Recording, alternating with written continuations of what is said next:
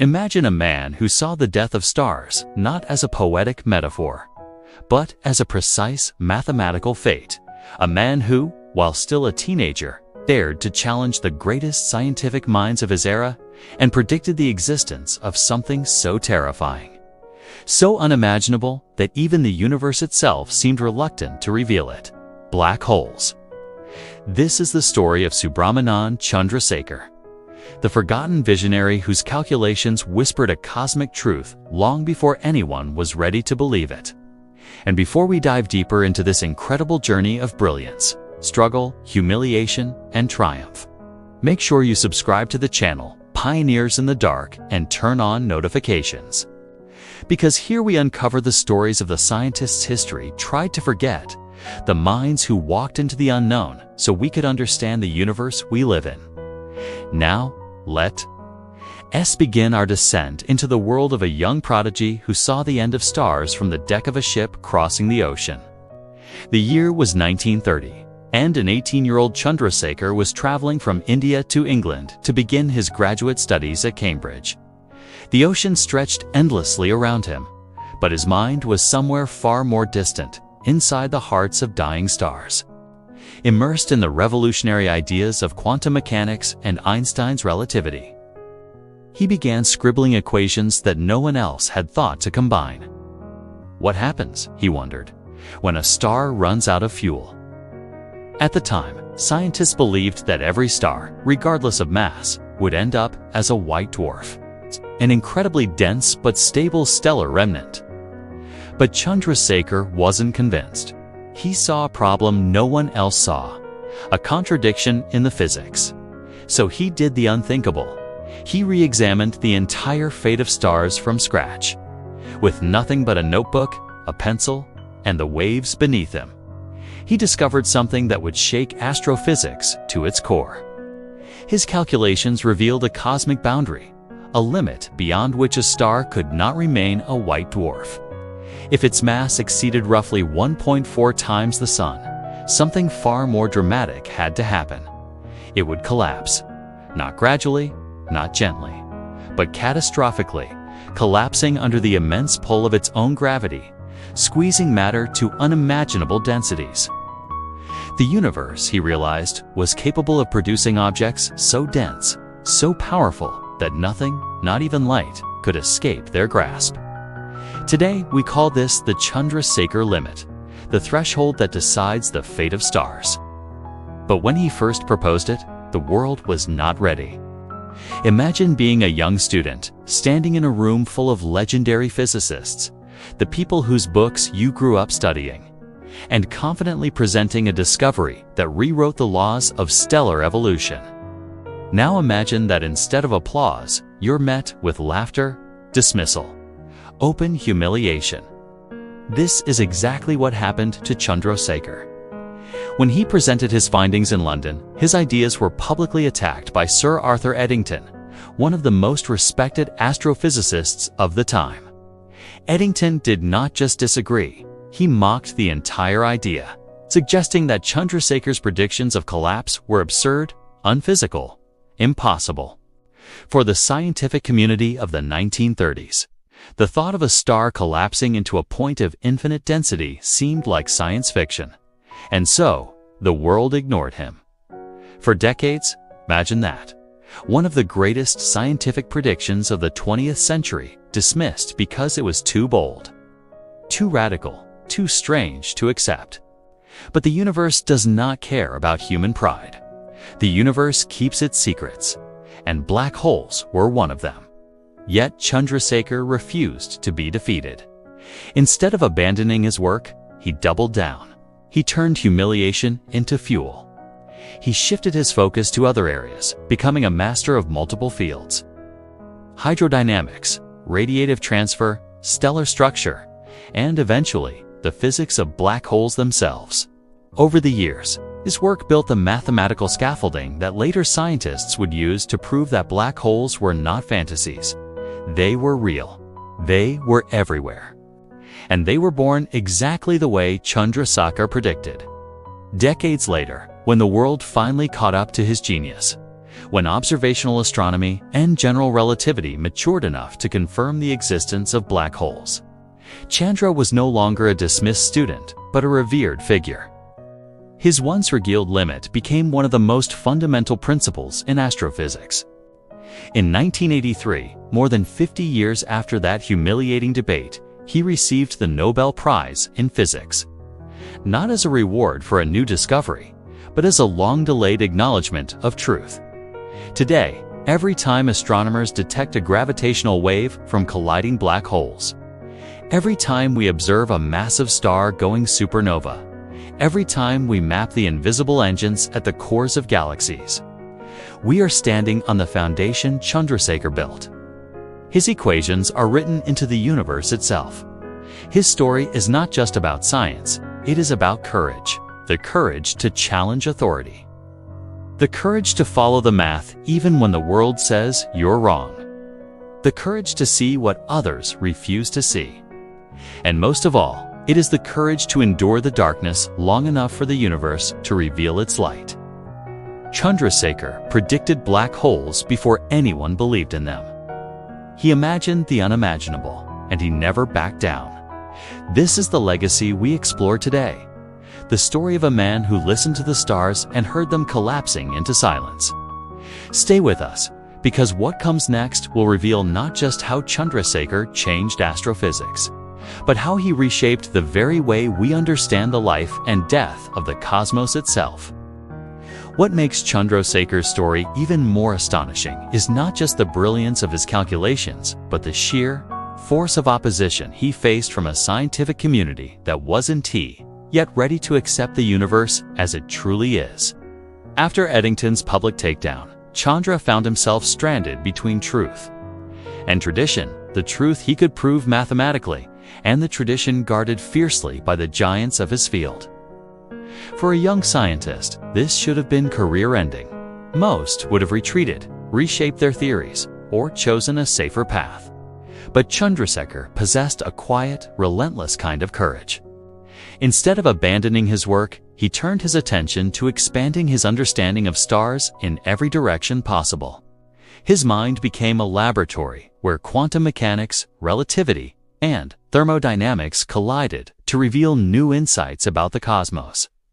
He taught himself new subfields, mastering them one by one, often producing theories so powerful and elegant that they formed the backbone of future astrophysics research. It was as if the universe had handed him a door, slammed it shut, and he calmly began building a new entrance of his own design. Meanwhile, the world around him was evolving. Observational astronomy was slowly gaining sharper tools, better telescopes, improved spectral techniques, deeper understanding of nuclear physics, and with each new advancement, the universe began whispering hints that Chandrasekhar had been right all along. Stars did not all die peacefully. Some exploded in violent supernova. Some collapsed into neutron stars. And somewhere out there, unimaginable monsters lurked. Objects of extreme gravity that warped space and time beyond return. But proof was still decades away, and Chandra continued his work in silence, refusing to let bitterness or resentment distort his dedication. He remained professional, even toward Eddington, the man who had publicly ridiculed him, calling him a brave and brilliant scientist in private conversations. That level of grace is rare, especially when the cost of another man's pride is your entire early career. Yet this humility allowed him to push forward, diving into research that shaped not just stellar evolution, but entire branches of mathematics and physics. During his years at the University of Chicago, Chandrasekhar became a powerhouse of intellectual output. His lectures were legendary, deeply mathematical, meticulously structured, almost musical in rhythm. Students often said that listening to Chandrasekhar teach felt like watching the laws of physics write themselves. His work ranged from radiative transfer, the study of how light travels through stellar atmospheres, to hydrodynamic stability, predicting how fluids behave in turbulent environments. Every field he touched became clearer. Every equation he worked with turned more precise.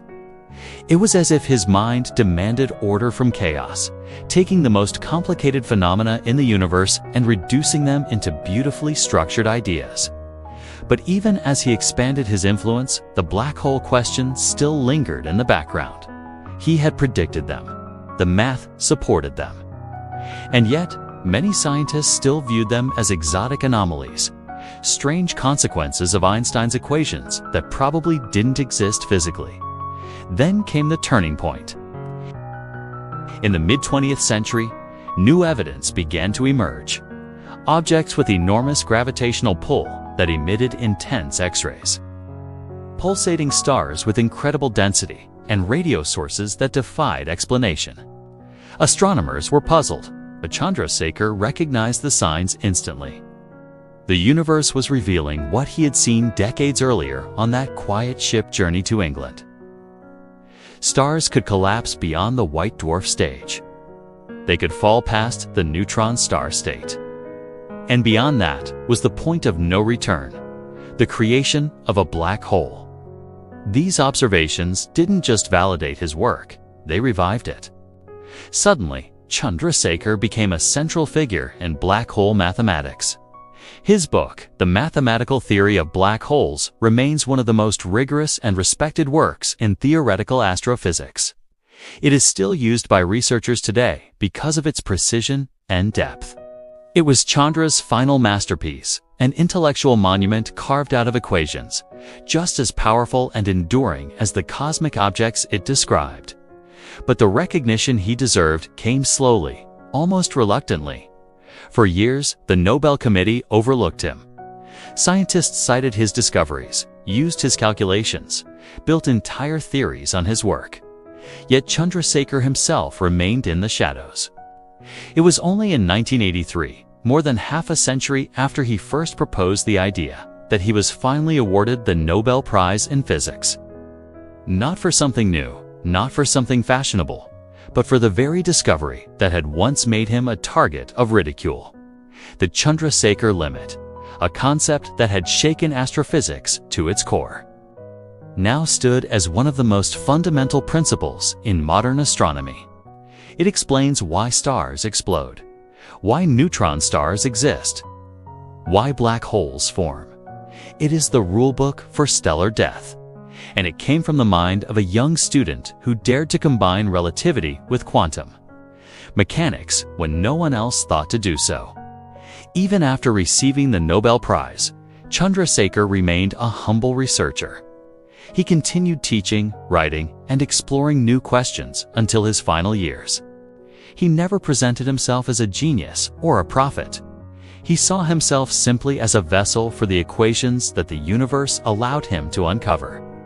When asked how he maintained such calm determination despite decades of being ignored, Chandrasekhar gave an answer that perfectly reflects his spirit. "I am content with the knowledge that I have done my best." Behind that simple sentence was a lifetime of resilience, brilliance, and unshakable faith in the power of truth. Today, astrophysics cannot exist without Chandrasekhar's contributions. Every black hole image, every gravitational wave detection, every simulation of stellar collapse carries his fingerprint. His journey is not only a scientific triumph, it is a testament to perseverance, humility, and the courage to challenge the universe itself. By the time Chandrasekhar entered the final decades of his life, the universe had begun to echo his predictions with startling clarity. Black holes, once dismissed as mathematical curiosities, were now at the center of the greatest discoveries in astrophysics. Telescopes detected stars orbiting invisible giants.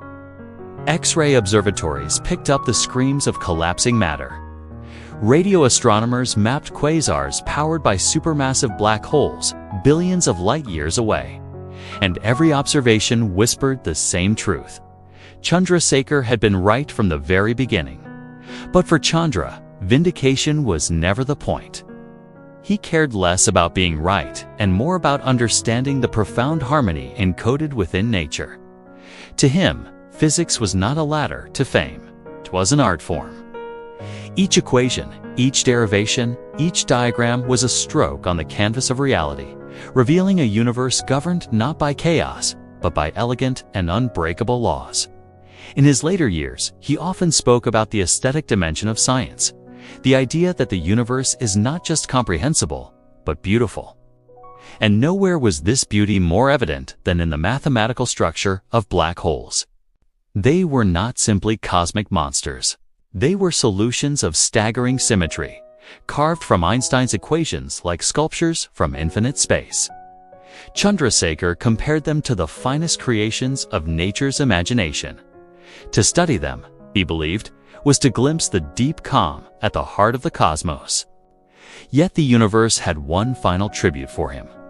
In 2015, 2 decades after his death, the LIGO Observatory detected the first gravitational waves, ripples in space-time itself. These waves had been generated by 2 colliding black holes spiraling into each other a billion light-years away. It was the first direct confirmation of black holes as real physical entities, not mathematical ghosts. And at the center of the data, encoded in the oscillations of space-time, was the unmistakable signature of objects governed by the Chandrasekhar Limit. The world celebrated Einstein, LIGO, and the groundbreaking detection.